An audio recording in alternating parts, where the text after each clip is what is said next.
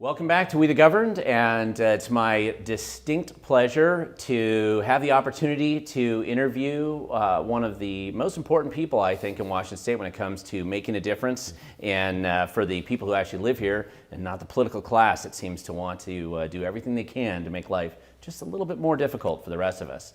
And that's Brian Heywood, and today we're going to be talking about some of the initiatives that you might be seeing people out there collect signatures right now at events or at Walmarts or other places around the state.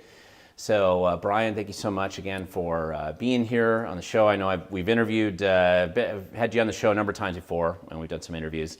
And so here we are, we're in 2023. You've got some wonderful initiatives that I think are very popular. Let's just talk about two of them right now, if we can, and maybe start out with this parental rights initiative, this 2081. And I know a lot of signatures have already been gathered for that, but tell our audience and how it's going and what made you think of this idea in the first place. Well, the parental rights one came out fast. With 5599, there was a movement to respond to that. Mm-hmm. And that was a Senate bill. That was a Senate bill, and that. This isn't directly responding to that bill. This is more, as we were looking at that bill, some of the things that became apparent is that over the last 20 years there's been this doctrine of the mature minor. Mm-hmm. And that doctrine has allowed, or has been sort of used within the legislature to slowly peck away at parental rights. Mm-hmm. And in particular, I'm not trying to pick a fight with any group here. In particular, it's the right just to be notified about what's going on with your child, what they're teaching your kid at school. During COVID, that became an issue as parents were watching online. Oh my goodness, I didn't know this is what the curriculum was. Right. In addition, there have been an erosion of parental rights to even know what's going on with their child medically. Right. And I know I have friends who a medical procedure was performed on their child. Not necessarily a controversial one, but just a medical procedure was performed, and they got a bill through their insurance company. And when they called the insurance company, and this was a 13-year-old, right, they called back to say, well, what's going on here? And the insurance company said, we can't tell you, but you have to pay. Right. That's ridiculous. So at that level, it seemed like there needed to be something to address this steady erosion of the idea that parents are responsible for their kids. Mm-hmm. And at the very least, parents need to know what's going on or being done to or told to or taught to their children. Right. And it seems like such a fundamentally basic common sense idea that it's almost ridiculous that you would need an initiative for it. Mm-hmm. But it's been eroded so slowly and so enormously, I would say, like just little piece by piece, that we needed to do something right.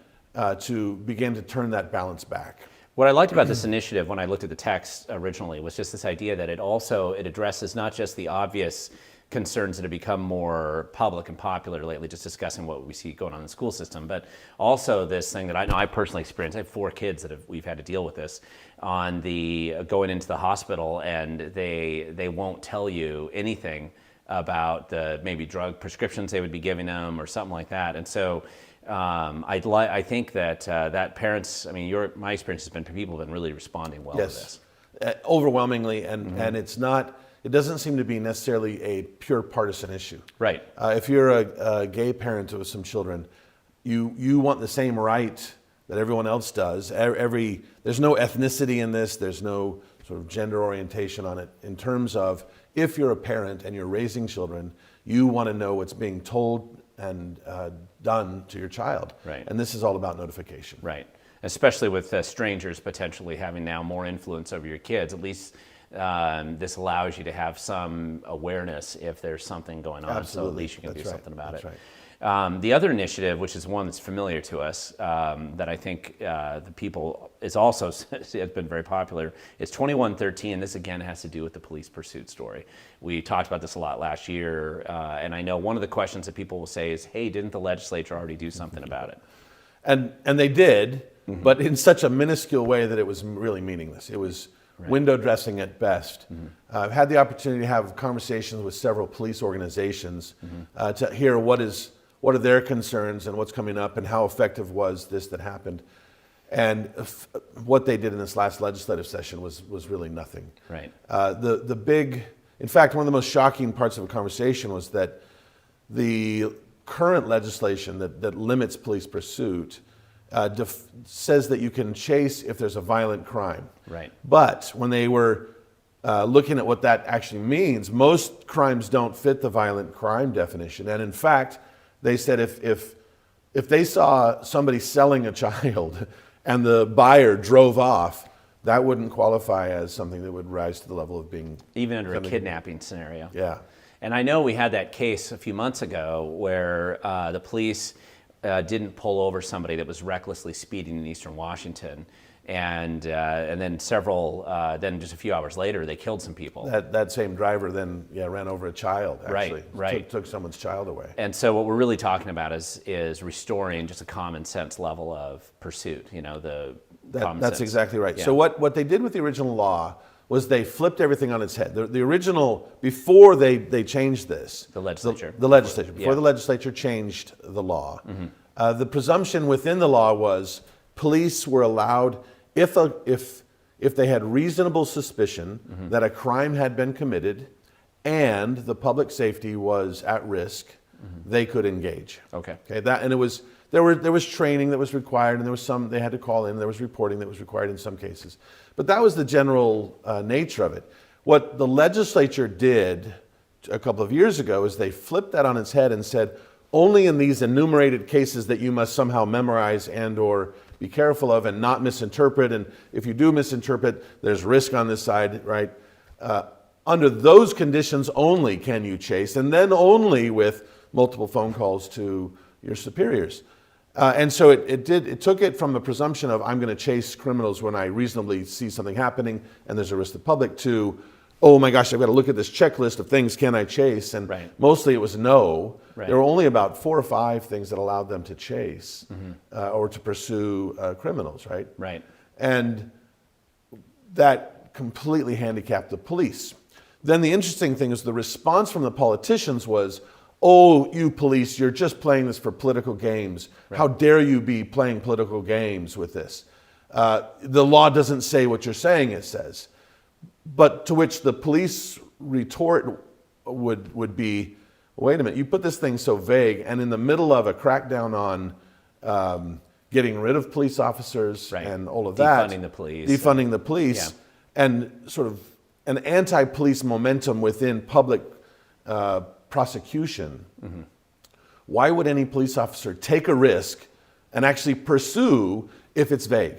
And of course, no way. And the net effect of that, of course, is an increase in crime. Dramatically so. With a sense of, from the public, that these criminals clearly know they can get away with a lot of crime. And of course, that one radio or the public record that was received where the criminal who was being chased by the police called in and actually referenced that bill number. Tell the police they can't chase me. That was a classic. That was perfect. And so that's the kind of thing that we're still trying to address with this issue. The legislature kind of made this half-hearted recognition of how ridiculous their original decision was, but it, as usual, only went partway there, really didn't do anything, and this is an effort to restore.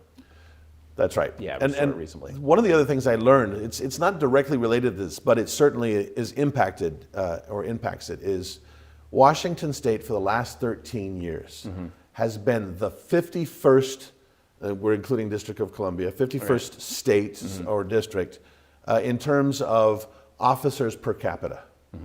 We're at the very bottom. We have the least amount of officers per capita. Now, some people might say, well, that's great, but it increases the amount of crime, it decreases the amount of oversight. Our police are stretched as it is. And I was told that they could put $100 million into recruiting new police officers and we would still be 51st. Right. That's how far behind we are. We're not just a little bit, we're still way behind. And of course, it wouldn't matter if you didn't have a crime surge, right? If crime was really low, that'd be great. You'd be more efficient. But if you're in the middle of a crime surge, which I think is obvious through at least most of the urban areas.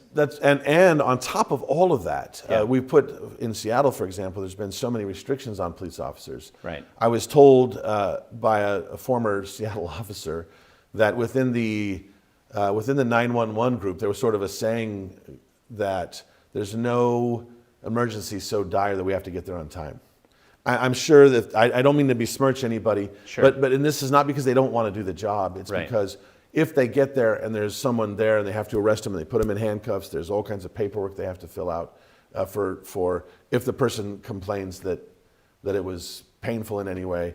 We've handicapped or handcuffed our police officers so much they cannot do the job. We don't have enough, and then the ones that are here are not allowed to pursue or arrest, and it's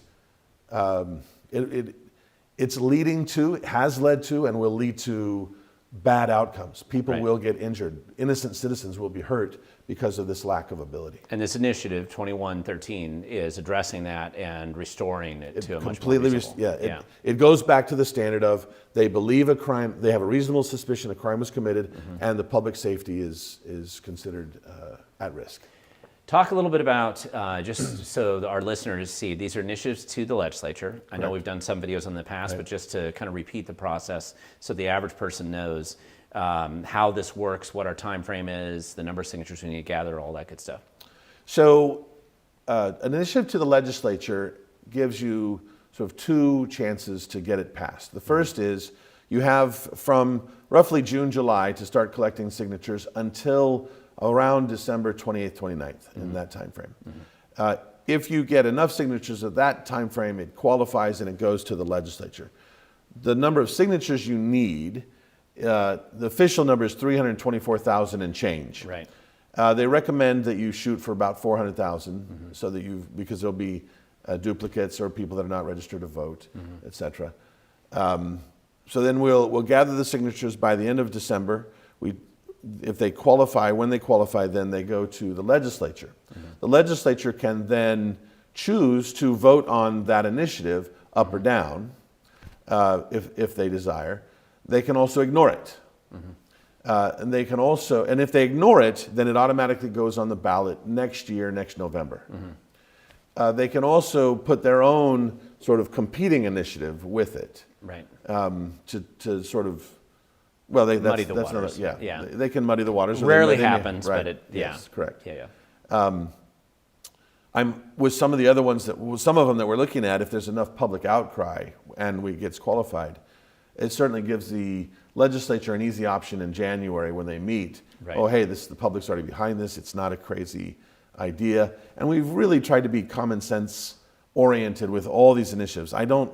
I want someone that no matter whether they wear a blue stripe or a red stripe, they read it and they say, this is a reasonable thing that a reasonable person would support. So the signatures are being gathered right now in 2023, and if successfully, when they count enough, the Secretary of State and they say you're good to go, the legislature looks at it in their legislative session 2024, and if they say they ignore it or they say no, then it goes on the ballot. Goes on the ballot. Yeah, That's so right. 2024, these initiatives would be what people would be voting on. That's correct. Okay. Yeah. Brian, I want to thank you so much for telling us about the two initiatives. Thank you so much for doing all that you've done to get this process moving to where we are now. I hope that this is helpful for any of the viewers who are watching this video. But if you are interested in more, we have a part 2 coming up where we talk about some other initiatives that you have the opportunity to sign as well and hopefully vote on next year as well. So stay tuned for part 2. Thank you so much for watching, Brian. Thank you so much for being here. And this will be part 1. The part 2 should be really interesting. And just remember that the future belongs to those who show up.